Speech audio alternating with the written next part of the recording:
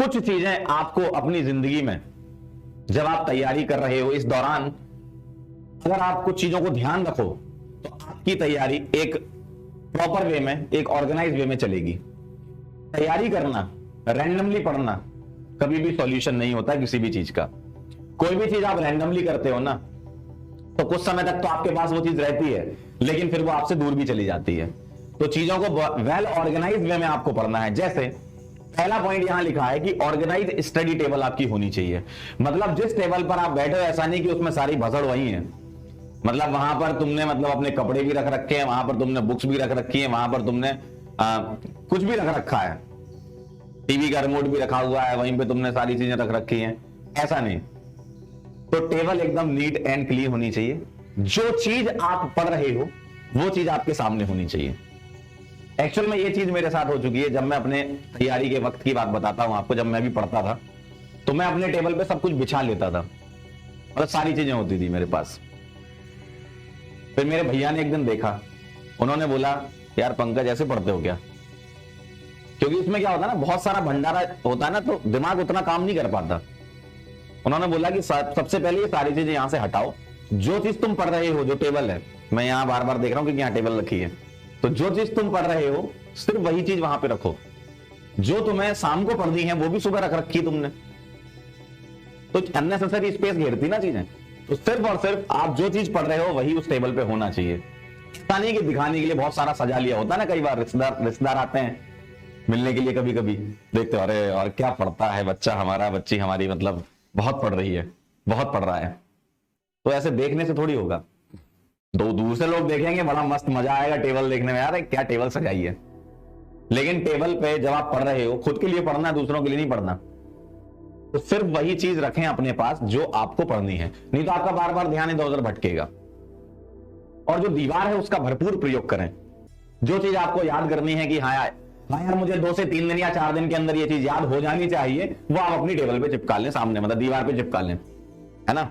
Sticky notes वगैरह से चिपका के आप रख लें। कुछ आपने टेबल बनाई, कुछ फ्लो चार्ट बनाया, वो आपने चिपका लिया, तो बार बार चीजें दिखेंगी तो आपको याद रहेंगी ना, है ना। तो सबसे पहले आपकी स्टडी टेबल वेल ऑर्गेनाइज होनी चाहिए। एक बढ़िया पेन स्टैंड आप रखें, उसमें पेन हो आपके पास, कलरफुल पेन होने चाहिए, है ना। कुछ मार्कर्स, हाइलाइटर्स, वो सब होने चाहिए। और जो सब्जेक्ट आप पढ़ रहे हैं सिर्फ वही होना चाहिए उस टाइम पे। बाकी आप रैक वगैरह है वहां पे रख लेना, ठीक है। दूसरी चीज, भैया अपने पेपर के बारे में जरूर जाने। नो योर एग्जाम, क्या पेपर है, क्या पैटर्न होता है, किस टाइप के सवाल आते हैं, ये एनालिसिस तुम खुद से भी तो कर सकते हो। हम लोग तो PYQs कराते ही रहेंगे, है ना, चैप्टर बाय चैप्टर, लेकिन आप अपनी तरफ से एनालिसिस करो कि इस चैप्टर में ये वाली चीज ज्यादा इंपॉर्टेंट आपके नजर में कौन सी है। बड़े हो गए, छोटे थोड़ी हो, तो इतना तो समझ में आ जाएगा कि यार इस चैप्टर से इस टाइप के सवाल आते हैं। तो कम से कम मेंटली आप प्रिपेयर रहोगे कि अच्छा ये वाले। अब जैसे मान लीजिए IUPAC की मैं बात कर लेता हूं, बाईसाइक्लो स्पाइरो नहीं आता है, पढ़ने का नहीं, हम भी नहीं पढ़ाएंगे। हो सकता है कहीं कोई पढ़ा रहा हो, या कहीं आपने देखा हो किसी वीडियो में किसी ने पढ़ा दिया हो, या किसी बुक में दिया हो। लेकिन आपको अपने एग्जाम के बारे में, बहुत इंपॉर्टेंट चीज बोल रहा हूं मैं, आपको अपने पेपर के बारे में जानना है कि क्या सिलेबस है। भाई सिलेबस तो आप नेट पे डालोगे मिल ही जाएगा ना। क्या सिलेबस है, क्या क्या टाइप की रिएक्शंस इसमें उन्होंने लिखी है एग्जामिनर ने। कभी भी एग्जामिनर ना सिलेबस से बाहर की चीज नहीं देगा, सिलेबस की ही चीजें देगा।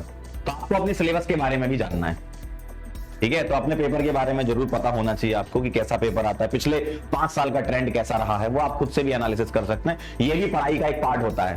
भाई जिस एग्जाम की तुम तैयारी करने जा रहे हो, भाई जिस दुश्मन से तुम्हें लड़ना है उसके बारे में तुम्हें पहले से पता होगा, तो जीत तुम्हारी निश्चित है ना। देखो टाइम टेबल, मैं इस चीज को बहुत ज्यादा विश्वास तो नहीं करता, लेकिन एक टेंटेटिव टाइम टेबल आपके पास होना चाहिए। भाई एक फिक्स टाइम टेबल नहीं, जैसे मान लो 6:30 बजे उठना है, चला नींद ही 7:30 खुल रही है, और 6:30 उठने के लिए अलार्म ही हम लगाते 6:15, 6:17, 6:18, 6:20, 6:30, और वो सारे अलार्म गायब, और 7:30 बजे उठते हैं अपन, सारे अलार्म खत्म। तो फिर वहां से अपने दिमाग में कैसा डेवलप करते हो आप ऐसा सोचें कि मैं जब भी उठूंगा तब से मैं तैयारी चालू कर दूंगा, मतलब वही आपका T=0 वही है। अब वहां से आप प्लान करें, मतलब रेंज बना लें कि मुझे 3 घंटे में ये चीज करनी है, उसमें मैं पहले ये करूंगा, फिर उसके बाद थोड़ा ब्रेक लूंगा, फिर उसके बाद मैं ये करूंगा, है ना। ठीक, तो आप अपनी रेंज बना लें, तो रेंज के हिसाब से टाइम टेबल सेट करें। ऐसा नहीं है कि भाई एक फिक्स टाइम टेबल हो गया, फिक्स टाइम टेबल नहीं, एक टेंटेटिव टाइम टेबल होना चाहिए कि आज मुझे ये करना। उसके लिए आप टू डू लिस्ट बना सकते हैं, डेली के टास्क बना सकते हैं कि आज मुझे ये चीजें कवर करनी है। टास्क बनाओ, जो जो होते जाओ उसको टिक करो, बहुत अच्छी फील आती है और वो बहुत बढ़िया चीज होती है। उसको वेल ऑर्गेनाइज स्टडी बोलते हैं, जो कि बहुत सारे लोगों में लैग होती है। ये जो चीजें आपको बता रहे हैं ना, ये काफी लोगों को नहीं पता रहती हैं कि मुझे कैसे पढ़ना है। वो भी तो एक तरीका पता होना चाहिए ना आपको। तो टू डू लिस्ट बनाना बहुत जरूरी है। जब आप सोने जा रहे हो उसके पहले अपना नेक्स्ट डे का टास्क लिख लें। भले ही आपका 70% फॉलो हो, 60% फॉलो हो, 80% फॉलो हो, जितना भी फॉलो है वो अगर फॉलो हो गया ना, इसका मतलब वो अपने आप में ही एक 100% है। अपने आप में ही आप समझ लो कि हाँ हो गया, एक आध चीज छूट गई कोई बात नहीं, नेक्स्ट डे कर लेंगे। तो ये टू डू लिस्ट बनाए, टास्क बनाए अपने, जितना मैक्सिमम आप फॉलो कर पाए बहुत बढ़िया चीज है वो। और फोर्थ नंबर पे बहुत बढ़िया चीज है, हेल्दी फूड तो खाना ही है आपको। क्योंकि प्रिपरेशन के दौरान अगर आप कहीं भी लंबे पीरियड के लिए बीमार हो गए ना, तो बहुत मुश्किल होता है वहां से वापस कैच करना चीजों को। ये बहुत ही सेंसिटिव मैटर है। अगर आप अपनी प्रिपरेशन के दौरान कभी भी किसी भी समय 7 दिन के लिए 10 दिन के लिए बीमार हो गए ना, तो ये समझ लो कि आपको वापस आना इतना सारा बैकलॉग हो जाता है, बहुत प्रेशर डेवलप हो जाता है। बहुत बारीक चीज है लेकिन बहुत इंपॉर्टेंट चीज है ये। तो हेल्दी फूड खाएं और थोड़ा सा ध्यान रखें खाने का, है ना। और कम से कम 6 घंटा तो सोएं। ऐसा नहीं कि भाई हमको जो है तैयारी करनी है, और तैयारी में तो ऐसा बोला गया था कि दिन रात एक कर देना है। ऐसा कुछ नहीं होता। दिन रात एक करने का मतलब उनका यह था कि आप उस चीज में इन्वॉल्व हो गए, इसका मतलब आपकी दिन रात एक हो गई है। ऐसा तो नहीं होता कि बिना सोए काम होना है, सोना तो पड़ेगा। आप 4 घंटे सोकर 2 घंटे उबासी लेके पढ़ रहे हो, कोई मतलब नहीं है। इससे अच्छा ढंग से सो लो यार, कम से कम 6 घंटे की तो नींद ले ही लो यार, है ना। कई लोग ऐसा करते हैं कि यार 3 घंटे सोऊंगा तो मेरा जो है आउटपुट ज्यादा निकलेगा। भाई मशीन है ना ये, इसको रेस्ट की जरूरत पड़ती है ना।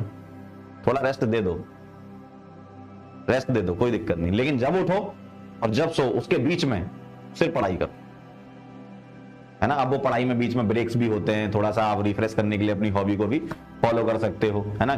थोड़ा बहुत खेल भी सकते हो, लेकिन ऐसा नहीं कि 4 घंटे ही सो रहे हैं। कई बच्चे हैं, अभी कल एक बच्चा मुझे मिला था यहाँ पे कोटा विद्यापीठ में, कि सर नींद ही नहीं आ रही है आजकल, सोने की कोशिश कर रहा हूं नींद ही नहीं आ रही है। क्योंकि उन्होंने अपना साइकिल ऐसा बिगाड़ लिया है कि भाई सोचो नींद नहीं आ रही है, और फिर कहते हैं कि सर एकदम से नींद आ जाती है, फिर मैं सो जाता हूं, फिर मैं 10 घंटे सोता हूं। लेकिन जब सोना चाहिए तब सोते नहीं है, तो एकदम साइकिल ही बिगड़ जाता है। तो ये अपना साइकिल एकदम सेट करके रखो, ठीक है। तो ये कुछ बातें हैं जो धीमे धीमे आपको मतलब ऐसी बातें बताते रहूंगा। ये बहुत जरूरी चीजें होती हैं। पढ़ाई के साथ साथ कुछ चीजों का ध्यान रखना, क्योंकि हम एक पर्टिकुलर एग्जाम की तैयारी कर रहे हैं। इसकी प्रोसेस में बहुत सारी चीजें आपको अदर देन सब्जेक्ट पता होनी चाहिए पहले से ही, है ना। तो ये चीजें आप जरूर फॉलो करें।